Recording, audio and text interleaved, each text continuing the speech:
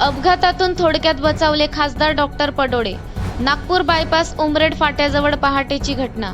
नमस्कार, मी Sanjana Bhambore. Blue storm TV news चॅनलमध्ये आपल्या सर्वांचे स्वागत आहे आणि ही बातमी आहे महाराष्ट्र प्रतिनिधी संजीव भांबोरे यांच्याकडून.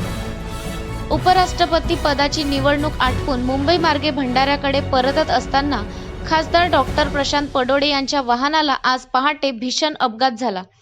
नागपूर बायपासवरील उमरेड फाट्याजवळ सकाळी 6च्या सुमारास घडलेल्या या अपघातात थोडक्यात जीवितहानी टळली. खासदार पडोळे किरकोळ जखमी झाले असून त्यांच्या फॉर्च्युनर MH36 AP 9911 गाडीचे मोठे नुकसान झाले आहे.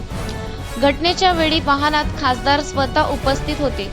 दिल्ली येथे उपराष्ट्रपती पदाकरिता मतदान करून ते विमानाने मुंबईला पोहोचले.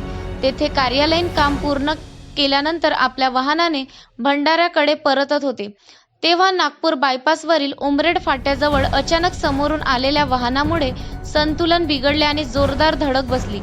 अपघात गंभीर असला तरी डॉक्टर प्रशांत पडोळे हे वाहनातून प्रवास करीत असलेले सहकारी सुखरूप आहेत.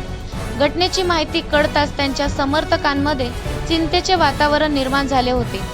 भंडारा गोंदिया लोकसभा क्षेत्रातील बराचसा भाग नक्षल प्रभावित आहे. अशा परिस्थितीत खासदारांना अद्याप शासकीय सुरक्षा व्यवस्था न देणे ही मोठी शोकांतिका असल्याची भावना व्यक्त होत आहे.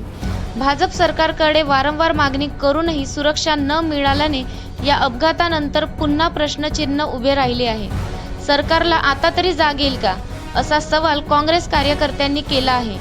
या अपघातानंतर प्रशासनाने बोध घेऊन भंडारा गोंदिया लोकसभा क्षेत्रातील दौतियात पोलीस सुरक्षा बळकट करण्याचे आवाहन जनतेकडून होत आहे.